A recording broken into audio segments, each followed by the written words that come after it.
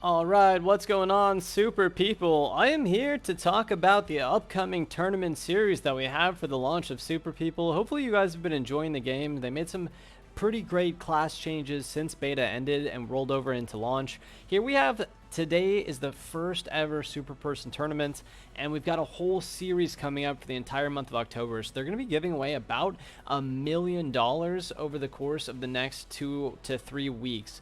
So we've got only 1,000 people participating in the North American solo first person mode today. It was an open qualifier, so you're going to be going for points, and I'm going to talk about all this here in just a minute, and then competing against everybody else in order to get into group stage 1, and then the top 16 from group stage 1 will go to group stage 2, and then the top 8 from group stage 2 will go to the finals. And of course there's multiple matches going on to make up kind of a massive bracket, and it'll whittle down until there's only enough for one final match, usually of about 60 people depending on the format of the tournament. But as it's calculating the ranks, I'm positive I'm going to make it, guys. I got first place and got 1,495 points in my first game, and then I kind of just went AFK and hung out for a while.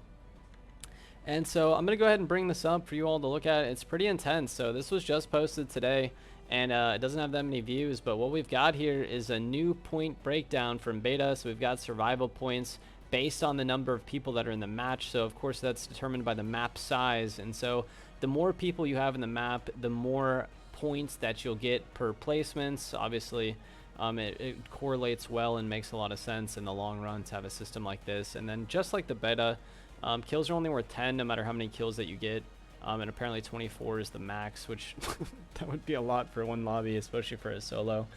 But there is your point breakdown. So you're just going to be going for as many points as possible, and then your first time you get first place, you will get 1,000 points, and you also get points for opening your personal supply, for assists, and for headshots, but only once per match, which is very interesting. And so that's the basics of the point breakdown. And then here we're going to go to the actual list of tournaments and the sheer amount of prizes that we're going to have over the next 2 weeks. This one has even less views, which is interesting to me. But hold on, let's take a look at the qualifier. So we more than qualified for group stage 1, 1,500, and we only needed 150. So you could have hot dropped and got 15 kills without ever ranking up and made it. And the finals will be opening here in just a moment, so I'm going to quickly go over this as well. So here is the tournament orbit schedule per server. And when we say server, we're talking about regions. We've got Southeast Asia, Asia, Europe, and North America, and it's going to be the same format for all regions. And what we have is today is Friday the 14th, and we've got the first round, which is FPP solo for everybody, and then we're moving forward. Excuse me, I'm just gonna stop scrolling here in a moment and just check out Europe and North America and South America. And so tomorrow we will have third person duos for 2 days, or excuse me, 1 day, and then we'll have first person duo day 3, and then we'll swap back to solos. So what it's going to break down to is Monday through Friday we'll have solos alternating between third and first person, and then on the weekend we'll have duos alternating between third and first person.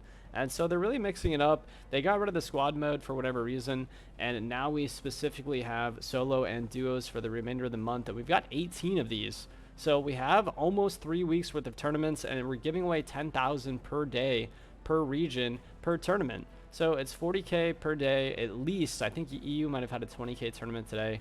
I think it's mostly based on population.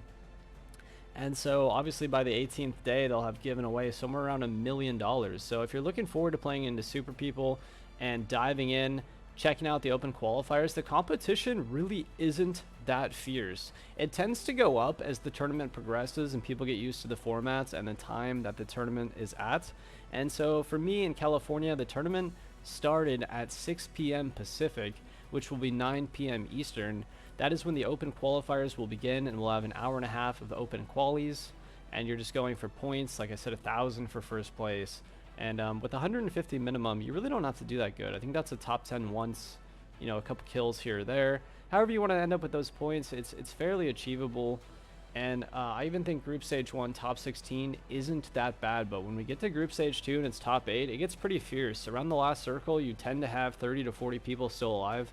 And you see this in all BRs, right? The more competitive it gets and the more qualified the stages become, the more competitive the environment is as you get closer to that prize pool. And so, of course, you know, we're going to have $4,000 on the line for first place or so. And so these players are going to be definitely going for a top situation, you know, a top 8, a top 16, fairly competitively and consistently.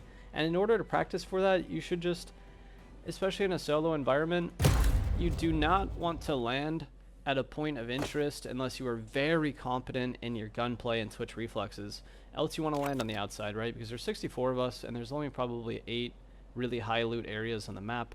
And so you tend to have 2 to 5 people dropping each of those, which is going to get you very close to top 16 if you just land elsewhere and wait for them all to wipe each other out. So here we have Sniper X40. This is a really good choice. It's a phenomenal random roll. We got my favorite sniper rifle and a really good class, but I don't like this class in a tournament setting because if someone gets close to you, you have no ability to outplay them at all, and a large portion of the super people classes have close range abilities, and a lot of the time the circle, when it comes down to it, you're going to be fighting in buildings, you're going to be fighting around rock columns, and you've got to be very, very close to people. So I'm going to be looking for firearms expert, but I don't like the M1. So we'll be losing the damage bonus if we choose firearms expert. I also like SWAT, but I hate the Saiga. So now we're starting to get limited on choices. Marine with Fog and M4 isn't bad at all, and C4 is pretty decent because it blows up through cover. But I might just have to roll firearms here anyway and then use the mix and match for the SMGs to get my damage bonus. F2000 on nuclear is a really good choice, but again, if someone gets really close to you, you don't have a lot of opportunity to outplay them. Let's check Shotgun Master, always a good choice. Shotgun Master R870 is very good, and it's got the sniper rifle hub, so you've got a good mix of long and close range. And of course it has the additional the flashbang modifier. So the minute you throw them, you're throwing 2, and no, excuse me, that's Titan. So you're throwing 1, but it adds damage and a knockback wherever it hits. So you'll be blinding them, knocking them back, doing damage, and it's got a bigger AOE. Oh wait, increase the number of impact flashbangs. Yeah, so you will be throwing 2. So a very, very strong ability all the way across the board there with Shotgun Master. But I still think you would get outplayed by Force Field at point blank. So we're gonna roll Force Field here. Wish we could reroll the gun somehow, but I don't think we can. I almost wonder if we reselect, if that would reroll it, but probably not. Anyway, this is what we have, and this is what we're gonna do. So thank you all for watching. This has been about an 8-minute explanation, but hopefully it all makes sense in the long run, and you guys appreciate the kind of class knowledge and guide of how to get top 16 and make your way through the qualifiers. So I'm gonna just go ahead and film all of Group Stage 1, and I'll see you guys hopefully in Group Stage 2.